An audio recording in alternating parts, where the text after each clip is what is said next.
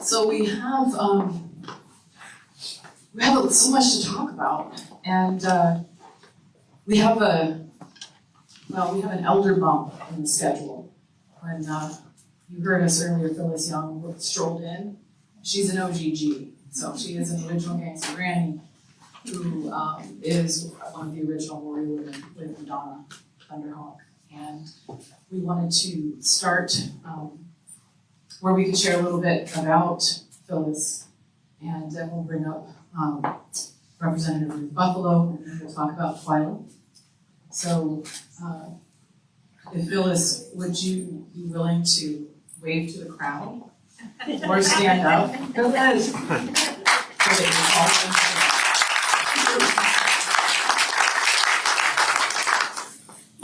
Okay, I'm going to talk about you.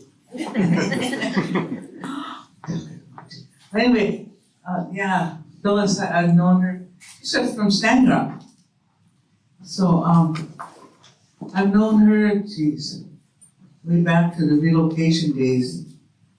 And we went on relocation, we were all in Cleveland, Ohio. And that's when I first met her, and she was, my brother, Russell Means, he was getting the Cleveland Indian Center going. So he called us from home and he said, you gotta come out here and help me put this together. I need some staff. So that meant everybody works for nothing. That's all right, that's how you do things, you know. We were the movement, and that's how you do it. But Phyllis was more than, and she was like executive status. I later realized it. Because right off, there was all kinds of different people on different levels that Russ and Phyllis were meeting with. I mean, that's just the way, you know, the caliber of people that they were dealing with. And I was standing there, you know, watching and learning, you know, because we were working there at the Indian Center. You know, most of the greeting people, you know, dealing with a lot of our people were out there on relocation, so that was a good thing. But I was really impressed because that's the first time I was, you know, I had seen or heard of things like that, especially in Indian country, you know. But later on, I found out that in 1974, the first International Indian Treaty Council, this modern day, was held at Standing Rock. And the chairman at that time was Melvin Whiteyville. And he took a stand. He said, "Oh, we're having this treaty meeting here on the reservation." And he got a lot of flack for it. But he stood his ground, and so we had this international treaty conference. And then the elders then told us, we're all young people back then, he told us, he said, okay, you need to go to the UN, you need to go let them know that we're still here and that we want to take our place in the world community. So that you go do that. So, of course, who went? Who had the ability to talk on any level, whether it was local, community, reservation, state, national, or international, was Phyllis Young. They sent her to school after she graduated. She told me this. After high school, she went to what she thought, and I guess was going to be like where they learned how to be a secretary. And this is before cell phones and computers and all that good stuff, you know. So to be an executive secretary, but what she was doing was they were grooming her, training her to work in an embassy in somewhere in Central South America. So she was learning Spanish, and she was learning, but she also learned the whole setup of the International State Department and how it works. So when the Treaty Council and the elders told the American Indian Movement, you go to New York City to that UN Plaza and you tell them of course she was the one that went. And there was others, but she knew the process and how it needs to be done when you're dealing with international community. And that was a whole new ballgame for all of us. And it was like we were all standing there in shock, you know. But she knew what she was doing. Quietly, she did it. And then not only that, when it happened, she was sent to Geneva. And she was over there for what, 9 months? 8 months? Phyllis? 7. So she laid the groundwork for all that work. And now what do we have today? We have a Declaration of Indigenous People, the UN. And that's how it started, an International Indian Treaty Council meeting in 1974 on the Standing Rock Reservation. So see what one person can do? But that's who we are. That's who our ancestors were. We have ancestors trained, so of course you do things like that. So I want you to stand up again. Stand up again. I want people to get a good look at you.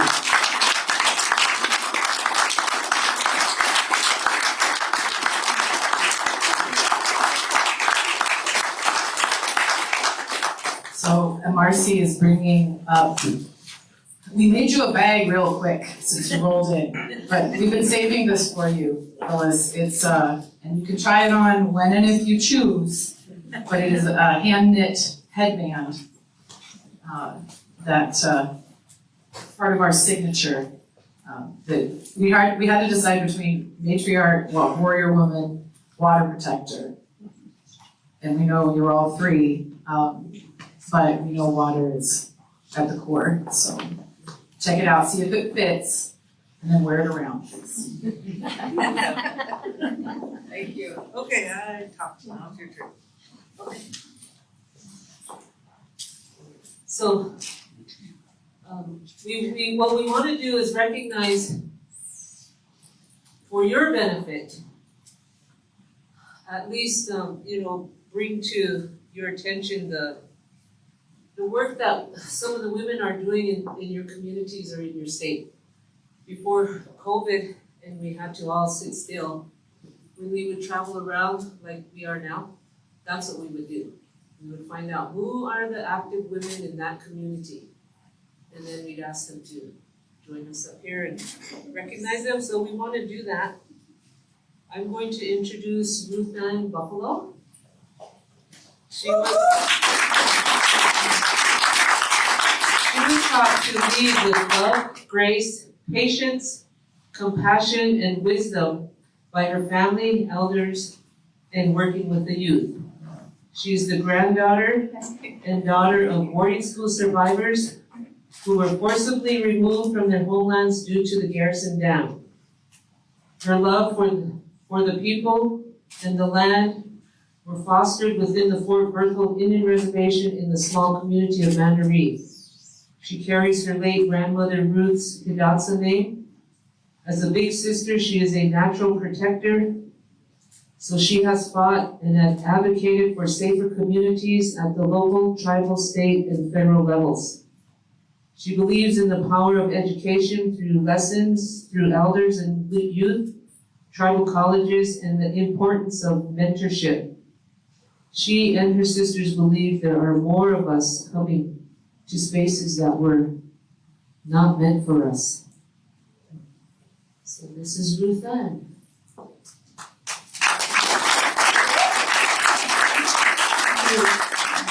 Matsudads in the Hidatsa language, and apologize too for speaking in front of our elders, and want to hold myself accountable and stay transparent and introduce myself in the Hidatsa language.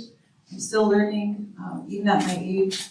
So, Hiroshatsi Nakbaga'o. Hello, good people, how are you? Madashi Mia Adashet. My name is Woman Appears. Mabe Sigits, it's a good day. Madzigadats Nakbaga'o. Thank you, good people. It's an honor to be here and share this space with you in person instead of saying virtually. I'm so used to saying, it's so good to see you and be in this virtual space with you. So it's really an honor just to sit up here and to sit amongst giants and legends. Pretty speechless and at a loss for words. This is Gilma. You wanna say hi? Hi. My name is Gilbert. She's a twin. She's my little sidekick. Boy twin is back at the house with the oldest daughter. So I was asked to say a few words on some of the issues that we're facing locally, and we know that today is being observed, nationally and globally as Earth Day, and we say, every day is Earth Day, and we know that one of the observances is April is Sexual Assault Prevention and Awareness Month. It's also at the same time Preventing Child Abuse Month, or the month of April. So just want to acknowledge and lift up our women and our children and our trans relatives, or those who identify as women, but all genders for that matter. And just want to stress the importance of supporting one another in the face of many different forms of violence. We know that women and our trans relatives continue to face harassment, whether it's in person or online, and so their safety is jeopardized on a daily basis. And I want to encourage our relatives to not live in fear, but to also stand up for one another and to support one another. So, lots of Gidads. Thank you in the Hidadza language. I wanted to add that Ruth is somebody who has been recently featured in a film, Bring Her Home, and that film's made by Leah Hale, and Leah is a family member. She's a former student of mine. So the way all of these things are interconnected, and part of it, and we got to connect with Ruth through Native Roots Radio, and Robert Pilot and Ogama, and of course Gina. Gina's everywhere. I'm getting used to that now in the best way. So it's just this aspect of, and also I didn't know how tall you were until just now, and it was awesome and intimidating. But as the world is virtual world, where we're like, we know everyone from the waist up, but mostly from the chest up, But yeah, and when I first, because that iconic photo of you, that is so important, but it also is like, it's a symbol, right? But behind all of it is all this incredible, hard, community-based work. And the first thing I thought was like, I need to come out and just be here to take a bullet for you. And I'm sorry, this is probably traumatizing, I shouldn't say this. But I was just like, I know where you live. Like, we know where we are, okay? Like, we know where we are. So it is just awesome, though, to see this and have a chance to really start to do this, just the Warrior Women Network, because this is all about collaboration. Like, what else would we be doing? So, go for it, Madonna. Oh, well, I forgot to mention that tomorrow, Phyllis, the film, what's it called? Oyate is showing tomorrow here. That's why you're here. I forgot. But anyway, be sure to come and watch that. It's called Oyate. Thank you. I'm not a day late and a dollar short, I'm a day early. Can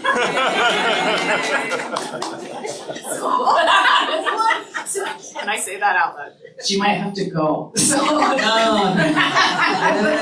but so she's here now, so thank her and ask her for all her wisdom. Really. But anyway, Oyate, is that about standoff or sort of, or partially? It's about Phyllis and it's about activism after Standing Rock.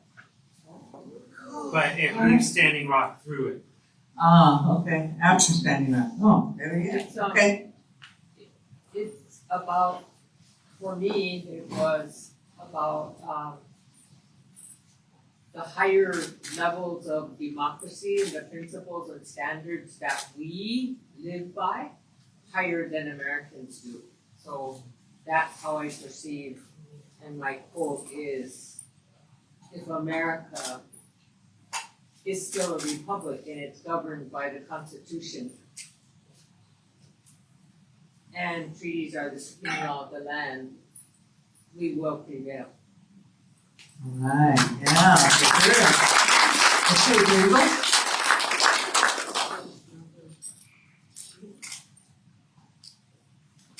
Is it possible to have a moment where I go, cue slide? This is a big deal for us. So, Twyla Martin Kikawa, and is there any family members or relatives in the house? There it is. So, you can read that, and it's gonna move between these two. So this is part of what we're gonna focus on moving forward. The Warrior Women Project involves 20-some years of interviewing, ongoing relationships as much as possible. Twyla is someone that I got the opportunity to interview when Madonna and I were together representing the Indigenous World Association at the UN World Conference Against Racism in South Africa. I know that. Oh yeah, we had to fly home on 9/12/2011, and that's an epic story that we will tell someday, but not now, so you all can just think about how great that's going to be. Because Madonna, yeah, it was a wild experience, but while we were there, Twyla was there representing and continuing her work, and she's from Turtle Mountain, and she was the chairwoman of Turtle Mountain for 2 separate periods of time, at the same time that Wilma Mankiller was also the chair of the president of the Cherokee.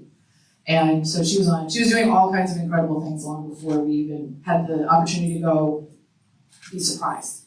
So, and she was very generous, and we did an interview while we were there, and it's loud and kind of crazy, but this is part of what we want to do is connect you to what's going on locally. She wasn't able to join us tonight.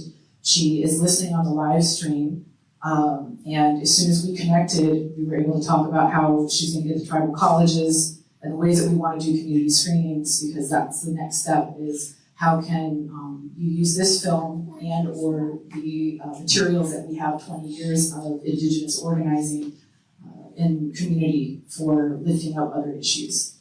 So we wanted to recognize Twyla, and we will be sending her headband, which she's gonna need it too, because y'all, you know, that's cool. So we're just cruising right on and invite Gina. Gina, come take control. So Gina Peltier.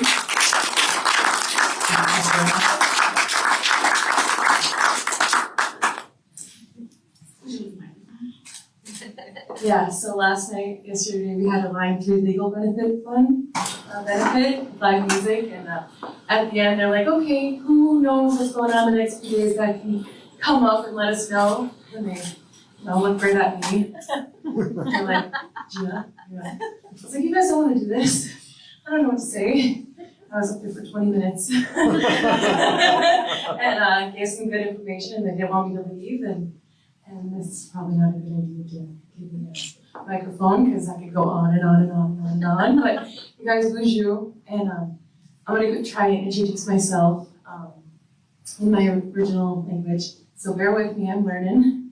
Bonjour, Gina Peltier, Indigenous Kosh, Makade Makwa, Dujaba, Amanishinabi, Mikanakwaji, Iniwa, Dujaba, and what that means is I'm Gina Peltier, I'm Black Bear Clan, and I'm from Turtle Mountain, Chippewa. And thank you all for being here.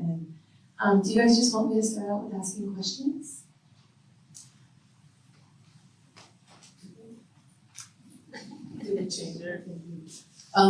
And Gina works with Honor the Earth. Some of you probably heard of Honor the Earth. If you haven't, it's a pretty cool group.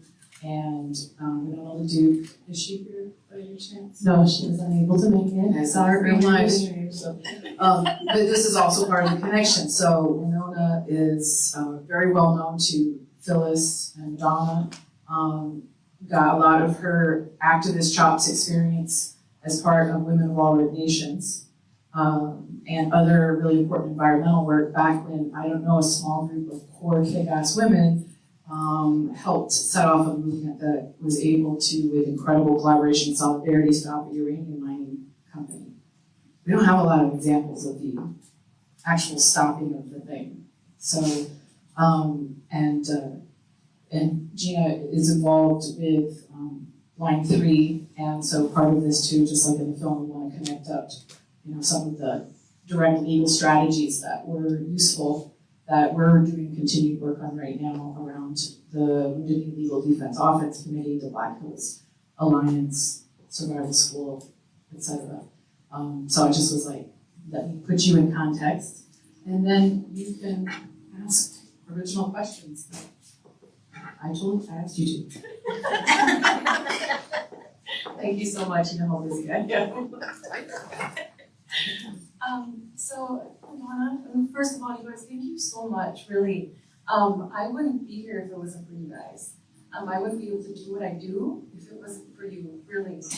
You guys started this, and you're so inspiring, and, it just keeps me able to be out doing what I do with how you guys led the way for us and started it, and thank you so much. And you guys, I'm gonna try not to cry tonight. I've had quite a few emotional days. We've had in-person court hearings and everyone coming together, and it's our women, it's our warrior women that brought me to the front lines. I wasn't able to be at Standing Rock, and seeing and hearing the stories when the Line 3 battle came up, I had to be there. I had to be there by my sister's sides, and I just showed up to be as helpful as possible. And I was like, hey, how do you do dishes, and they took my skills and ran with them, and Winona brought me on, and I'm very grateful for Winona because she helps me be able to be in this full time, and she's taught me so much, and it's just, you guys keep me going, and I just want to name, I really shouldn't be the one up here. There's so many great women, that are doing so much, and it's just, you guys are so great. And I need to get going on because I could do this all night long. I'm so starstruck right now. I'm so sorry. I'm so nervous. I was telling everyone too, because we had, I'm sorry. We had, I was with Winona today, and we had some people up, and I was telling them, I was like, Madonna Thunderhawk, I don't know how I'm going to do this. And so this one person told me a story about when they were at Standing Rock, and they heard that Madonna was coming. And so they were running around, and they're like, Madonna's coming, Madonna's coming. And I was like, I would have been doing the same thing. And they're like, no, we thought it was the singer, Madonna.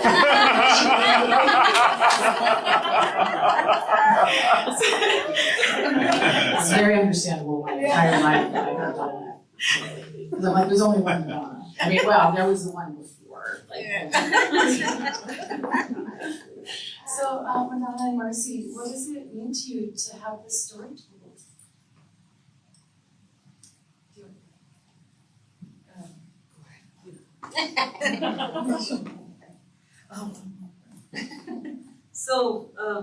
For me, and of course it's not just for me, it's for my children, our family, because growing up in the movement, at least for myself, being involved growing up in the movement the way I did, I thought all kids were learning what I was learning. I thought everybody in Indian country knew what I was learning, and so to have it told is very valuable, not because it's untold history, but my kids and my grandkids are going to be able to be, hey, that's my great grandmother, or that, like that. And so a part of our history is for people to actually see, and so, and when Beth and Christina is the other co-director, when they wanted to do, Beth was like, hey, I'm gonna make a movie, and we're like, okay, cool, what's it gonna be about, that kind of stuff. Pretty soon it was, because she has, over the 20-some years, she has 60 or more interviews of women involved in the Red Power movement, which is part of the Oral History Project. And so she was trying to build a film around all these women. And pretty soon it was being narrowed down. And pretty soon it was just, and they're like, well, I can't just, and she's like, this is not going to be the Madonna Thunder Rock show. figure out a a story around her. That's how I got pulled in. But I remember her saying that I'm only going to do this if this film is going to be able to be used as an educational tool, because it isn't about us. It's about our history that's been untold. And so, and if you look at history for our people, Native people, it ends in, at least for us guys in Northern Plains, it ends in 1890 at the Wounded Knee Massacre. And then it picks up again at Wounded Knee 1973. So where's in between? So anytime that we can share our history with the world, we need to do that. Because it's valuable. All of us, all of our history is. And so I'm just really thankful to Beth, who's now my sister. She came and knocked on my mom's door in 98, somewhere around there, and before time. And she never left, so now I have a sister.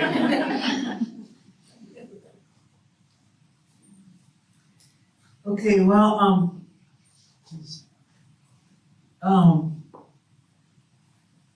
I think at first it was, when I talked with Beth, it was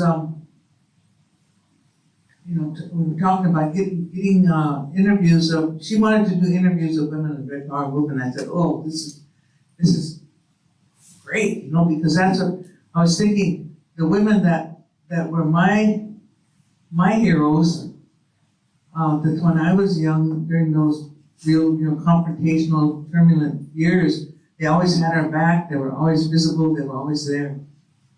And so I thought their voices are never going to be heard. No one's going to know them.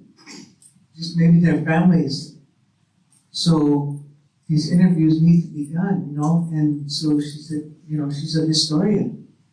But she taught me so much about the value of the written word. And because at the time, okay, I'm in my 80s now. So I go way back, boarding schools, back to the 40s. So we grew up, my mother spent her year round at the boarding school back in the day when all of our people were under the War Department. That was before the Indian Reorganization Act, which was in 1934, I think. So I don't remember my mother or anybody at the time that where school was something good. So it even kind of wore off on me that, yeah, you went to school because you had to go, and there was nothing, I don't remember ever wanting to write down anything, let alone read. I did read, but that was, you're forced to read. So when it came to be an adult, I didn't see the value. We always complained about it. History was written and someone else was writing it and someone else was recording it and whatever and complaining about it, but at that time it was real, almost unheard of that, for someone to do that, of our people. And I think Binder Laurier was one of the first ones, and it was just like, it was miraculous, but it was, I didn't look at it as like, well, he's one of many, or there's gonna be many to follow him. I didn't even think of that. I just thought he was just this special, person that was just gifted, for us. So I never really thought about that for me personally, until she came along. And she taught me that now it's time for us to document our own. And what we have is important, because we're the ancestors, for the future. And great grandchildren need to know what happened today. And so that's the value I see, and that's why I did this, because really it was like, any of you know, Indian country, you don't put yourself out there like that, for like a movie. I mean, come on, it even makes me uneasy when somebody jokes and says, she's a movie star, just, ha ha ha, funny, but at the same time, it's uncomfortable, I don't like that, because we always all stand together, and we all stand together. And we don't need leaders in the American sense. Our leaders are chosen by the people. You just stand around and all of a sudden you're doing this and you're doing that. Like you don't, it wasn't your choice. Your people put you there. Your people. And you're surrounded by ancestors, what else you need? Just you. You. And anybody else, So that's how I see this, is that it's really a good teaching tool, because everything that we were part of, like my daughter says, there was many families just like us, but they didn't get a documentary, So, and you all know, many people that are in this room, you know what I'm talking about, we're all there. There's strong families. Oh, what's her name? Janet McLeod from Tulalip on the West Coast. Back in the day, she was one of my people that mentored me, and she told me one time I was, kind of, on the pity pot, and she said, listen here, she talked like that. She just talked real well. She said, when you think of it, don't think of it this way. She said, we are no longer strong nations, but we are strong pockets of resistance all over Indian country. She said, there's strong families that are holding it down. She said, be that. Go home and do that. She said, you already kind of had a good head start. I had their survival school. And remember, we all went out there and stayed about a week and just had all kinds of fun. So she said, that's what you got to do. So, and this is good to be able to pass on what someone told me. Anything I do and pass on is not original. I had strong women when I was young that helped me. So we pass it on.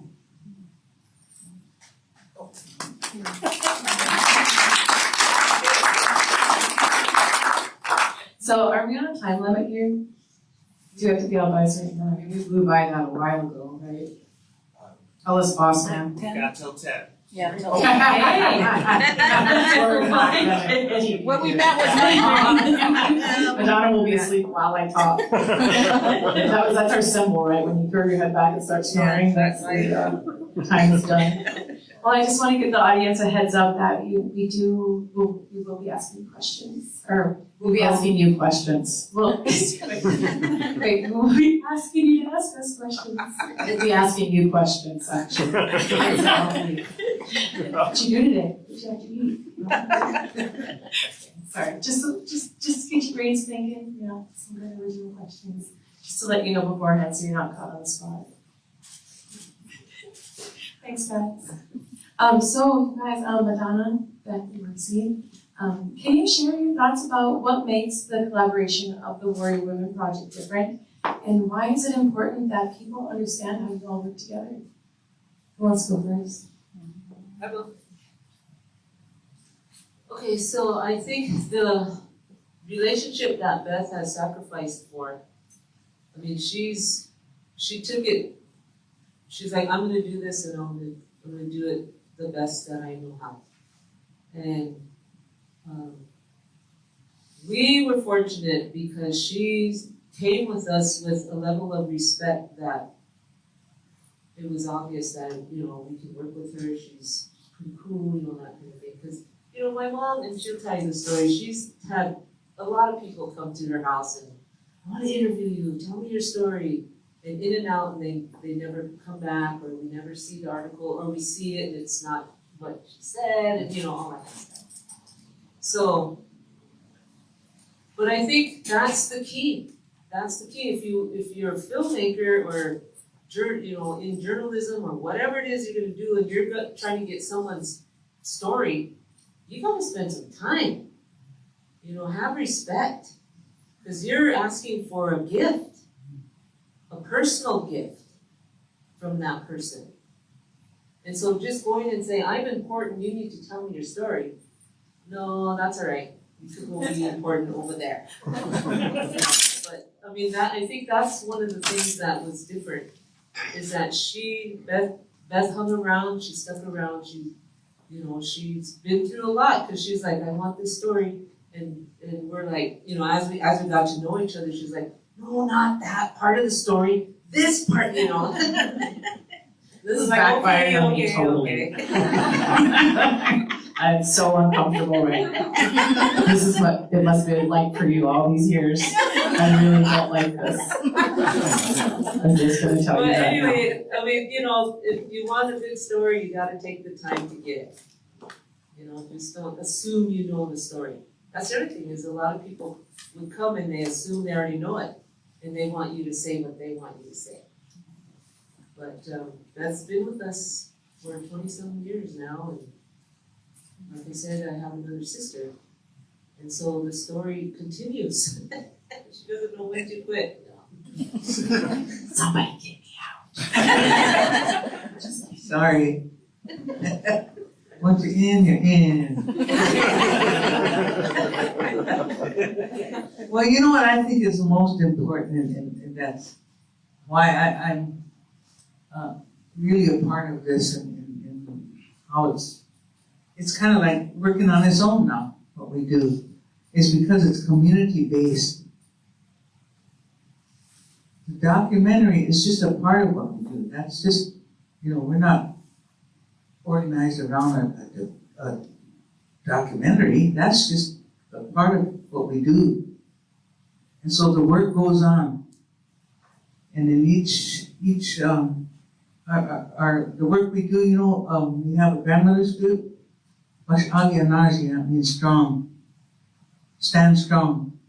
And we have the OGs, the old grandmas, and we have the YGs, the young grandmas. The young grandmas usually are working and raising grandkids. The OGs, we're the ones that, we're free to just, before COVID, we'd run to all the meetings and, we'd corner the council members and, do all that kind of cool stuff. But, we do a lot of work because there's work to be done for every generation. And for what we do it's a responsibility.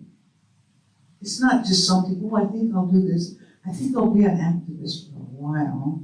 Well, I don't like that, maybe I'll find a different issue. That's not Indian country. The issues don't change.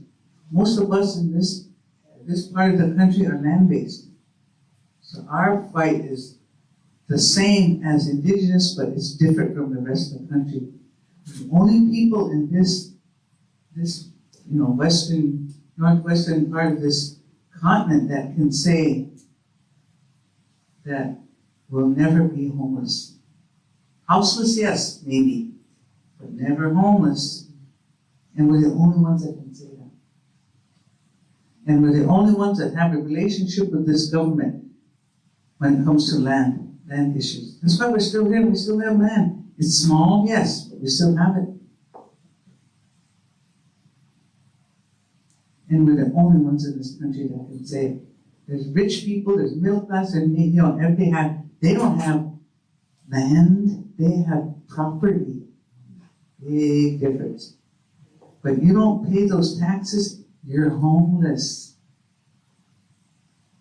But we'll never be homeless. Because our ancestors made that happen for us. So that's our responsibility, to do for our coming generations what was done for us. So it's not a struggle. It's what you do because it's your responsibility.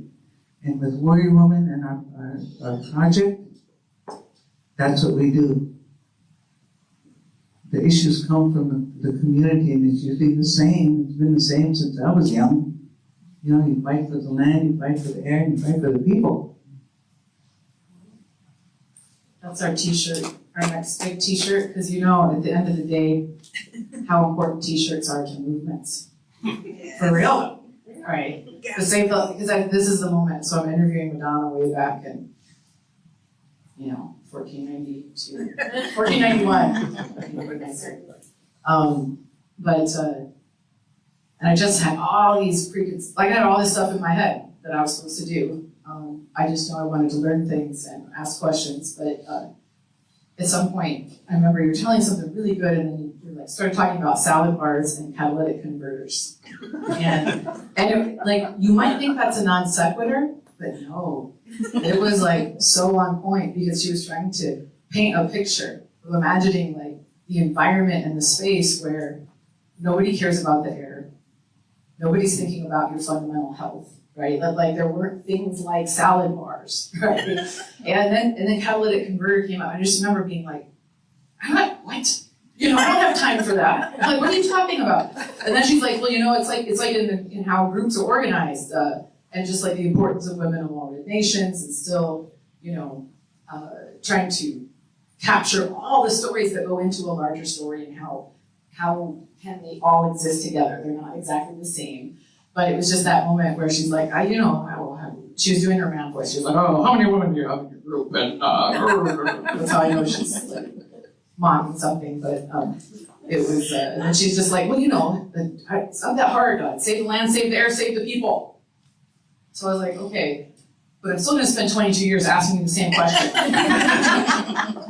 So we go back to that. Anyway, we're building that out into our next big t-shirt launch that we beg everyone to buy so we can do more damage to the master narrative. I do want to say this, and we can skip most of the other questions.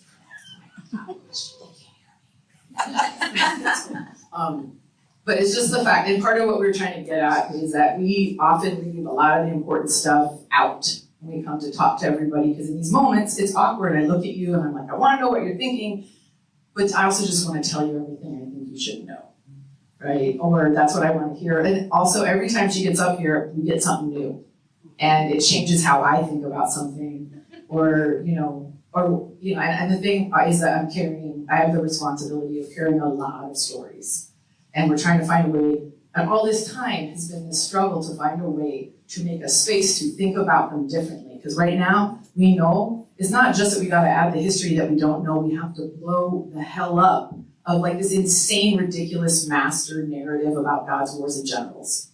Whose history is that? It's actually no one's history.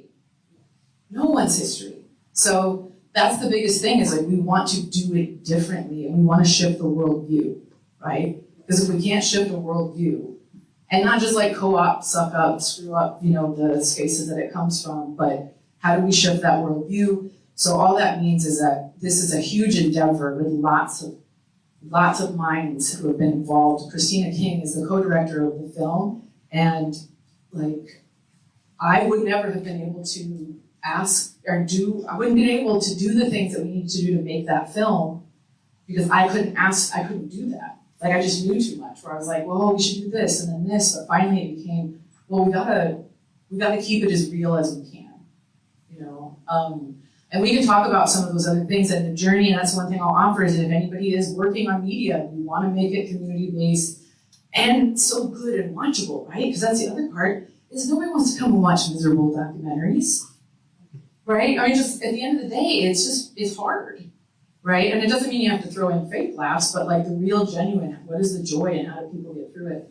And I can tell I'm talking too much right now as I do it, and you're all still nodding.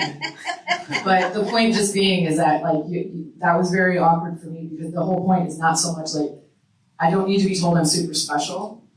It's nice, I'm not gonna lie, but back when I had my tear duct surgically removed in order to do this work. That's a thing, you can do that? Yeah, it's necessary. Madonna's been crying this whole time. Just you don't recognize it. That's what I should have told all the PBS folks, where I'm like, oh, she's been crying the whole time. Of course she's sad. That means she's sad. Sorry, it didn't work out that way. We were supposed to have a mother-daughter fight. Kardashian style. You don't do blah, blah, blah. And it's boarding school, cultural genocide, trauma, scene. And so instead we got our great scene, right? Our ultimate scene is okay, Donna, she can't hear when I do this, but, so it's like, Marcy's more loving, more emotional. And I just want you to know, in the background of the house, we're like throwing the mics down. We're like, yes! Yes! We're so happy! I can't believe this happened. And because the only other time that she cried, somebody had taken the mic, put it down, and broke the connection. Like, you didn't know, just that tiny, like, those of you know, like, you gotta make sure that connection's in there solid. To this day, I don't talk to that person at all. They think they're done toward their divorce because it didn't happen, right? Because it didn't happen. Okay, I'll stop. But that's what I meant to say. Is it takes everybody, right? And the film part, like we had an incredible team of people who contributed, who saw the value in the film, and the film is super important, and we're really proud of it. But it doesn't. And it's going to exist in a narrative, it's going to affect that. But if we can connect on this individual level and you leave here and you're like, I have something I can do that's different, and here's how. For some of it is, to volunteer your time to the Warrior Women Project, who would love to have your help to work on the interviews. And see. Yeah. I thought I was long-winded. Okay, so what do you want me to do next? You're like, do this. And I don't follow direction well. Do you know who I am? It says no trespassing. I'm like, I'm going party. Okay, more questions. Oh, well, if you wanted to, take it away from me. Do you guys? Is that what you're saying, or the Wickleback question? Or haven't you? Okay, well, I just got one more thing on here that I want to hear about, so. Go for it. Yeah, it's, what was it? Okay, so, Madonna, what can you share about what was the Wounded Knee Legal Defense Offense Committee's work? And what was your role with why Wiki, the doc, was important? Okay, yeah. Well, first of all, that first time the confrontation with, I think there were U.S. Marshals at the time, the first wave. On that first night, a lot of us went to jail. So they hauled us all up from Pioneers Reservation, hauled us all the way up to Rapid City, South Dakota. And the jail was just packed full. And this lawyer, his name was Kent Tilson from Minneapolis, he came, him and a couple other people, came out to Rapid City just to see what was going on because it was on the news. So he knew that, there's probably a lot of people going to jail and all that, but they were, their experience was with the anti-war movement. But that was going on at the same time in the country. And so a lot of people there was a lot of confrontation with law enforcement, and a lot of people going to jail, hundreds of people getting arrested, all that kind of stuff. So they were experienced in that. So he came to Rapid City and he saw that the jail was full and he stayed. And he recruited other legal volunteers and attorneys and stuff to come to Rapid City. And they started legal committee, and they called it the Wounded Knee Legal Defense Offense Committee. And I was one of, there was 4 women and 1 man. We were the first ones arrested, and not first ones arrested, first ones to go to court.